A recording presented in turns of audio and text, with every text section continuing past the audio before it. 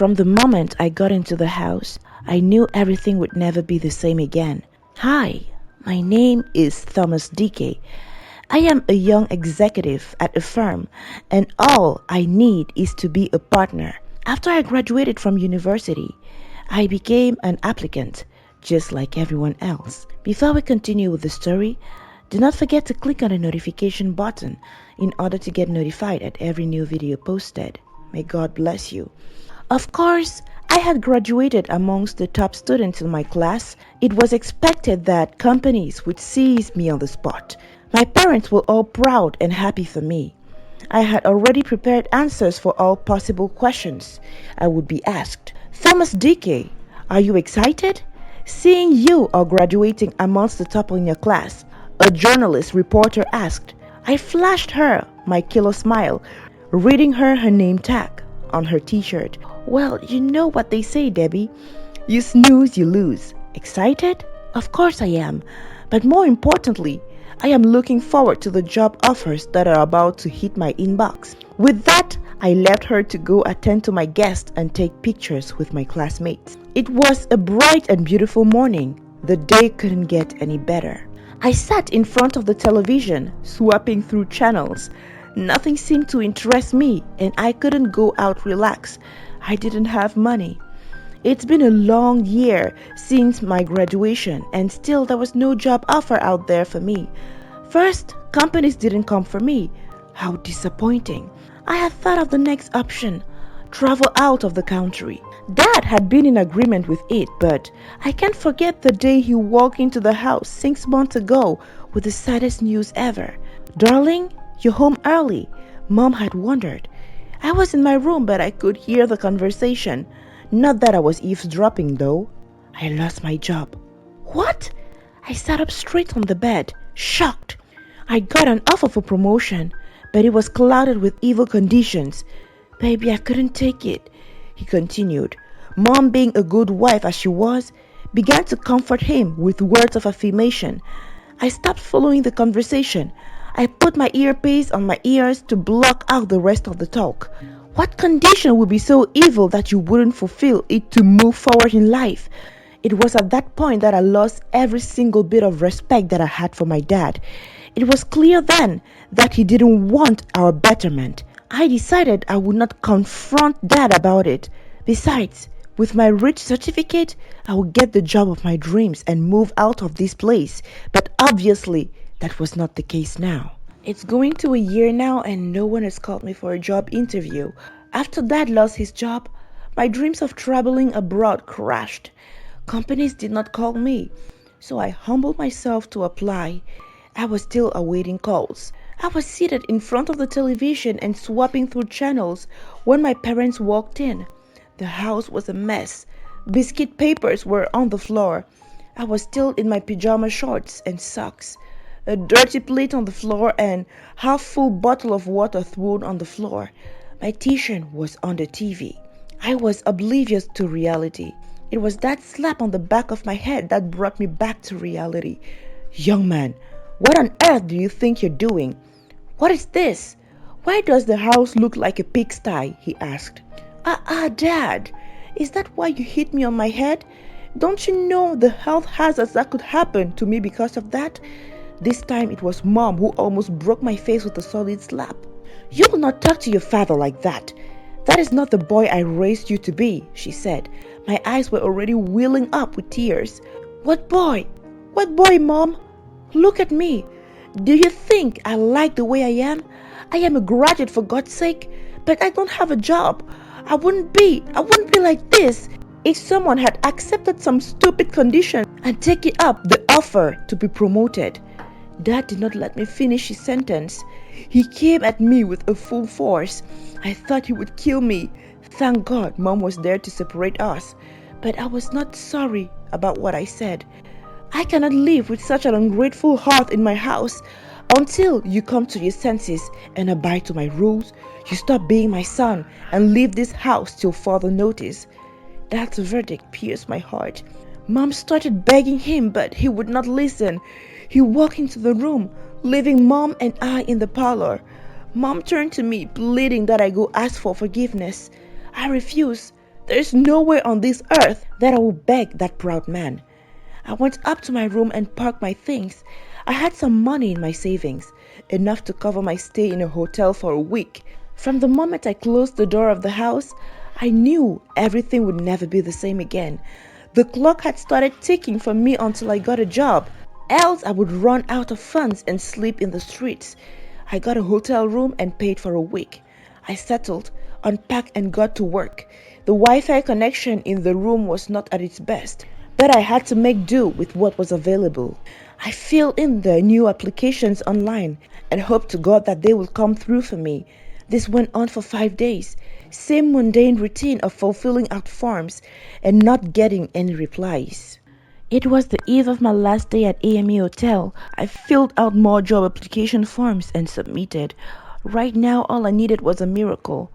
Just then, my phone buzzed. It was Mom. She wanted to know how I'm faring. I lied that everything was fine and that I had gotten a new job offer in a prestigious company. Of course, I didn't tell her the name. As expected, she told me to return home and apologize to Dad. I was not going to do that. Finally, the phone call ended, with her congratulating me for my new job and promising to send me some money to start up. I don't remember when I slept off, but it was the sound of the hotel's phone ringing that woke me up. The lady at the reception called to ask if I would extend my stay. Nope, I didn't have any money, so I called the extension and prepared to leave. I came out of the shower and checked my phone for any updates. Mom had sent me a message. This should cover up for your first month of rent and upkeep, at least until you get your first salary. Love, Mom. Mom was just the sweetest. I replied immediately with a thank you and heart emojis. I renewed my stay in the hotel. I got dressed, ordered room service, and sat up to eat. I went through my meals and boom, I saw it. Dear Mr. Thomas DK, we wish to inform you that your application to join our company has been accepted. If you're ready, you could commence with work immediately as a junior executive in the firm.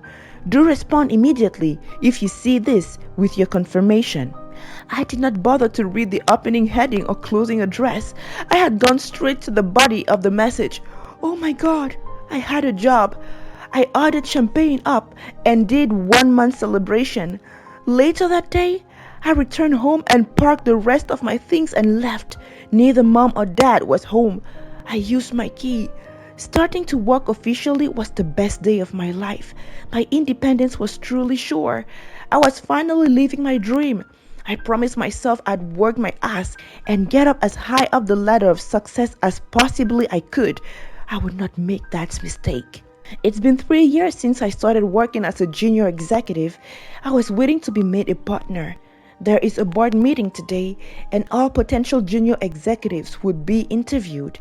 My turn finally came and I got into the room. Have a seat, young man. Who are you? The CEO asked. He had a deep baritone voice but naturally commanded respect. He was a middle-aged man and had about him a confident charisma. His eyes were cold and calculative, and when he looked at you, it was like he looked right into your soul. I have seen him twice since I started working here. Thomas Dickey, sir, I responded. Mr. Monroe, he is the one I have been telling you about. He is our best, the manager put in. For me, I felt good, knowing that talks had been going on about me. Positive talks. I see, Thomas. Why should I make you a partner? Wait a minute, is that a trick? I took one look at his straight face and piercing eyes, and I knew it was not a joke. Sir, it has always been my dream. I want to be free to make decisions and implement rules that would change the status quo. I want to be at the top, in a place of power. As a junior executive, that is not possible. That's why I am willing to do whatever it takes to make that dream come true, even if it means working 24/7. Mr. Munro fixed his gaze on me, as if trying to decipher more meaning to what I had just said. Here's the thing, Thomas. The path you want to take is one of no return. I will lay out the modalities for you, and if you don't accept it, you will not only lose the promotion, but you will also forfeit your stay in this company. He paused to let it sink in. I am ready, sir. I didn't need to think twice. Then he laid it out for me. I had to kill my father in his sleep. That was the sacrifice I had to pay. First of all, I had no close ties with my father again, so I did not regret it. The man had disowned me when I was at rock bottom. I agreed and told Mr. Monroe I would do it. I had already come this far to back out. He gave me a week off to get the job done. No one in the company knew that was one of the things that I had to run. That weekend I returned home. Mom was all joy, seeing that I had come to patch things up with Dad, which I did. That evening, as we sat to eat dessert, Dad started talking. Son, I am sorry for letting you down for all these years. I should have told you I lost my job, but I thought you were too young to understand. Dad, it's okay. That's all in the past now. I did not want to know. It might cloud my hatred for him and zeal to fulfill my condition as well. Mom just remained quiet about it. It seemed they had agreed for Dad to have the talk about it. No, let me get into what happened. Dad, you don't have to. I was asked to sacrifice you in order to be rich. What? Mom dropped her cutlery on the plate. That too. Yes, son. I could not bear losing you and your mom. You are nothing short of a miracle. We waited 8 years before we could have you, and then bloodsuckers wanted to have you? I was working my shoulders off after I lost my job to make sure you had a great life. I had your employment letter to work abroad the night we had a fight and you moved out. I was just waiting for you to come and let's amend our discord. Then I'll let you know about it. But you never showed up. This time I was the one in tears. Dessert had lost its taste in my mouth. How could I have been so childish? I pushed my chair back slowly and stood up. I turned away from them. Guilt filled my heart. I started weeping. I'm sorry, Dad, I said. They both stood up and approached me. No, son, I'm sorry, Dad put in. No, you don't understand. I tried to find words to explain. Thomas, son, what's the matter? Mom asked. I had given Dad up for sacrifice in exchange for wealth and power, and he has to die this night. Mom and Dad repelled away from me. They were still in shock, but I explained the deal I had with Mr. Monroe to them. I am sorry. I could not stop the tears from flowing. Like a domino effect, Dad clutched his chest over his heart and began to gasp for air. Dad was dying. Mom and I got confused, not knowing what to do. Then Mom ran to him, placed her hand on his head, and began to pray in tongues. She alternated between English and tongues, making declarations and preserving Dad's life. It had been so long since I talked to God that I lost my touch. I just sat there on my heels, begging God not to let Dad die. We continued in this state until Dad became calm. He was very weak, but thank God he was still alive.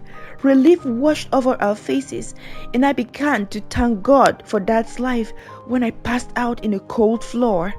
Mom's voice was calling me from a distance as I sank into the oblivion. I saw myself standing in the midst of 7 men. I recognized my manager, Mr. Monroe, and the other faces were far-fetched. They wanted to punish me for not abiding to the conditions, but I had no blood ties with them. I called the first name that came into my mind. Jesus Christ! I screamed it and screamed it until I jerked away out of the dream. I noticed I was in a room. Mom and Dad were beside me. Dad had very much recovered. Thank God you are finally awake, Mom said, hugging me. How long have I been out? 1 week, Dad put in. I then explained to them what happened to me in the dream. Mom said it was confirmation that I had triumphed in Jesus' name. Dad showed me a sack letter that arrived from the office. But even better? The employment letter from 3 years ago still had 2 years before expiration. It was clear I would be traveling abroad for work. I finally made up with my parents, and life couldn't be any better. Just like that, my integrity and self-worth had been questioned, but thank God it all ended in praise.